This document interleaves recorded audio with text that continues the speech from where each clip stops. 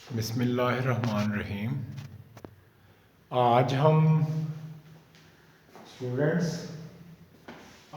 Discuss करेंगे बहुत ही अहम, जो सबसे अहम समझा जाता है 16 चैप्टर में। दो सर्किट हैं, सीरीज रेजोनेंस सर्किट और पैरेलल रेजोनेंस सर्किट। दोनों को ही हमने डिस्कस करना है। अभी हम AC थ्रू इंडक्टर पढ़ चुके हैं, AC थ्रू कैपेसिटर पढ़ लिया है। AC जो है, नेक्स्ट हमारे पास दो सर्किट थे, एक RL और दूसरा RC। तो अब हम पढ़ रहे हैं जिसमें हमारे पास RL में रेजिस्टेंस इंडक्टर आया और RC में रेजिस्टेंस और कैपेसिटर आया। लेकिन आज हम पढ़ेंगे जिसमें हमारे पास रेजिस्टेंस भी है, कैपेसिटर भी है और इंडक्टर भी है। हमारे पास एक सर्किट है जिसमें AC वोल्टेज गिवन है, उसमें रेजिस्टेंस लगी हुई है, कॉइल लगी हुई है जिनके इंडक्टर L है और कैपेसिटर हमारे पास C है।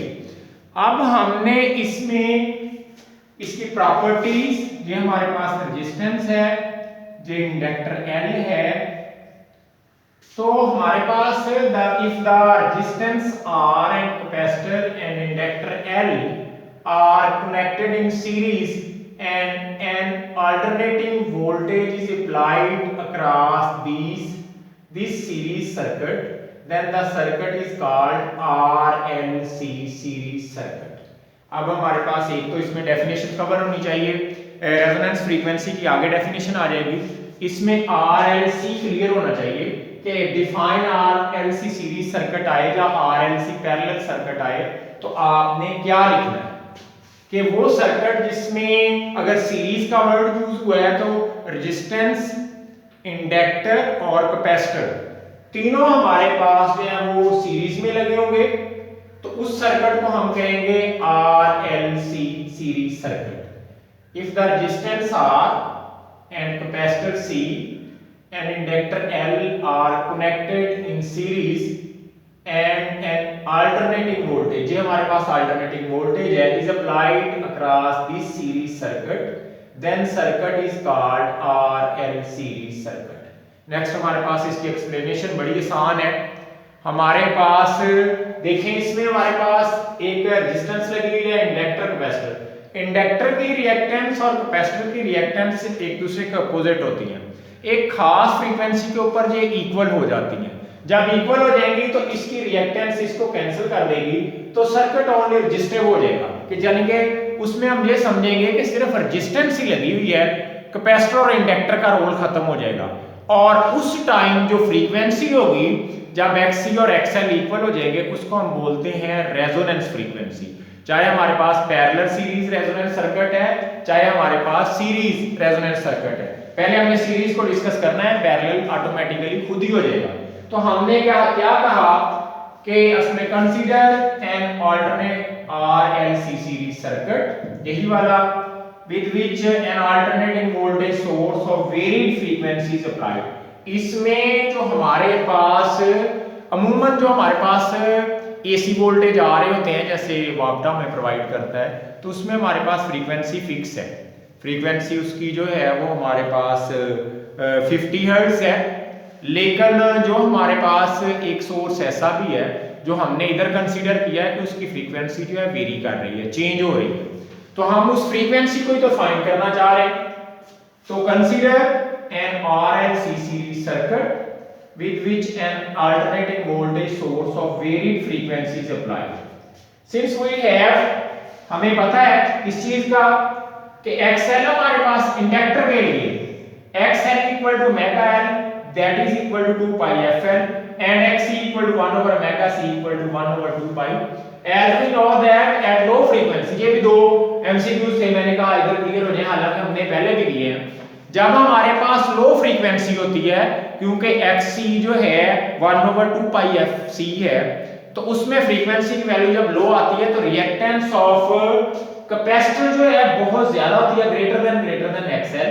एट हाई फ्रीक्वेंसी के ऊपर XL ग्रेटर देन XC। ये जरा क्लियर कर लें कि ये हमारे पास XC है और वो हमारे पास XL। उसके बाद रेजोनेंस फ्रीक्वेंसी, वो क्या होगी? द फ्रीक्वेंसी एट विच, अगर वर्डिंग में भी लिखना चाहें तो लिखें इधर at which reactance of inductor is equal to the reactance of capacitor. ये जरा इसको अच्छे तरीके से सुनिएगा कि अगर आप रेजोनेंस फ्रीक्वेंसी फाइंड करना चाह रहे हैं तो हमारे पास कंडीशन क्या होगी जिसके ऊपर इसकी रिएक्टेंस और इसकी रिएक्टेंस XC और XL इक्वल हो जाएंगी, तो तब हमारे पास रेजोनेंस फ्रीक्वेंसी आ जाएगी। तो XL equal to XC and the condition for the resonance frequency, condition भी यही होती है XL इक्वल टू XC, क्योंकि हमारे पास इसमें इंडक्टर भी लगा हुआ है, कैपेसिटर भी लगा हुआ है। अगर हमारे पास रेजिस्टेंस है तो reactance of inductor mega L XL equal to mega L upward ही बढ़ेगी क्योंकि वोल्टेज परपेंडिकुलर होते हैं टू द अप्लाइड करंट के, और XC 1/c। तो वेक्टर डायग्राम हमारे पास ये वाली है। पहले मैं ग्राफ को डिस्कस कर दूं। हमारे पास इधर फ्रीक्वेंसी है, इधर करंट है। रेजोनेंस फ्रीक्वेंसी के ऊपर करंट जो है बहुत ज्यादा हो जाएगा, लीड कर जाएगा, फ्लक्चुएट कर जाएगा, उसकी वैल्यू बहुत ज्यादा हाई आ जाएगी। आप देखिए बाकी फ्रीक्वेंसी के ऊपर करंट की वैल्यू इतनी नहीं है, सिर्फ FR के ऊपर रेजोनेंस फ्रीक्वेंसी के ऊपर करंट की वैल्यू बहुत ज्यादा है। तो हमने जो कंडीशन लगाई इसकी value omega R resonance frequency, इसमें भी omega R resonance frequency, L omega RL over omega RC। Omega R इधर ले जाएं, ओमेगा की वैल्यू 2 पाई f होती है, तो वो मैंने 2 पाई f R पुट कर दी।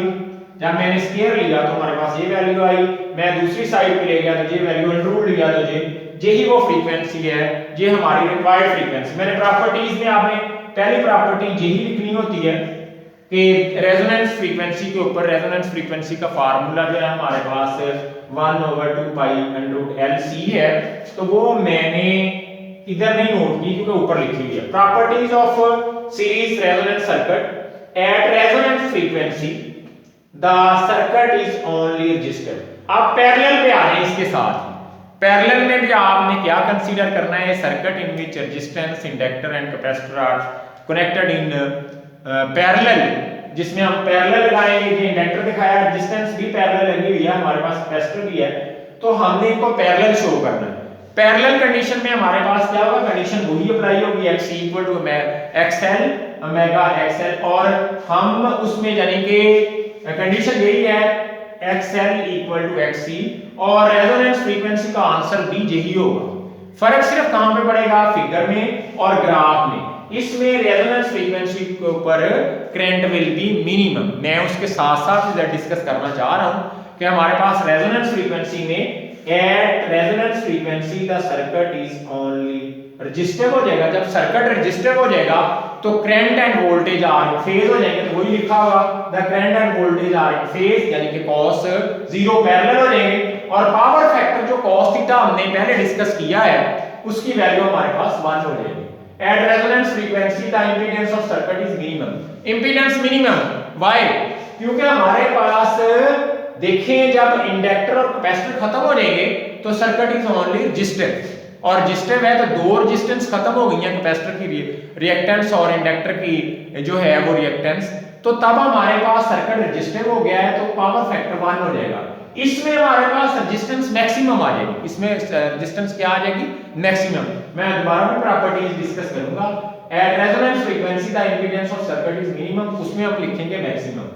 If the applied voltage V0 then the current is maximum at resonance frequency। ये मैंने शॉर्ट करके लिखी है कि रेजोनेंस फ्रीक्वेंसी के ऊपर करंट मैक्सिमम होगा, इसमें करंट क्या होगा, मिनिमम।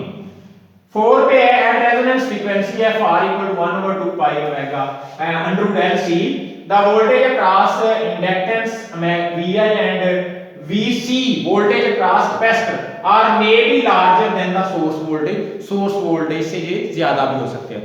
उसमें करंट the current जो है flowing through the inductor and capacitor may be larger than the source of current, कि जो सोर्स करंट का है उससे करंट ज्यादा होगी किसकी, इंडक्टर की और कैपेसिटर की, किसमें, पैरेलल। अब हम पैरेलल में आते हैं, बाकी सारी चीजें आपने सेम करनी है। Resonance frequency 1/2 pi under LC है। सर्किट डायग्राम में इंडक्टर, कैपेसिटर और जो हमारे पास रेजिस्टेंस है वो आपने पैरेलल शो करनी है, इधर आप बेशक रेजिस्टेंस भी शो कर दें। उसके बाद हमारे पास है ग्राफ, इसका उसके अपोजिट है, इसमें करंट जो है वो मिनिमम हो जाएगा, दैट इज 0 के इक्वल हो जाएगा। इसमें पावर फैक्टर जो है वो हमारे पास 1 नहीं होगा, उसमें पावर फैक्टर 1 होता है। लेकिन इसमें हमारे पास इधर क्या चेंज आएगी, eight resonance frequency the current across the current flowing through the inductor IL and current flowing through the capacitor are may be larger than the source current। तो यही हमारे पास इसमें दो आर्टिकल थे और दोनों आर्टिकल मैंने डिस्कस किए हैं। बोर्ड के एतबार से सुन लें, ये लॉन्ग क्वेश्चन बड़ा अहम है और इस जो आप पेपर चेक करेंगे तो उसके अंदर काफ़ी दफ़ा मौजूद है। फिर आपके पास जो पैरेलल है और सीरीज है, इन दोनों में कोई खास डिफरेंस नहीं है, सिर्फ प्रॉपर्टीज का डिफरेंस है, सर्किट डायग्राम का डिफरेंस है, बाकी सारी चीजें सेम है। तो इसलिए आपने पैरेलल रेजोनेंस सर्किट तक इसको चेक करना है। इसी तरह अब नेक्स्ट लेक्चर में मैं शॉर्ट क्वेश्चंस और कुछ न्यूमेरिकल्स भी साथ शामिल करूंगा ताकि वो भी साथ साथ होते जाएं। तो ओके, अल्लाह हाफिज।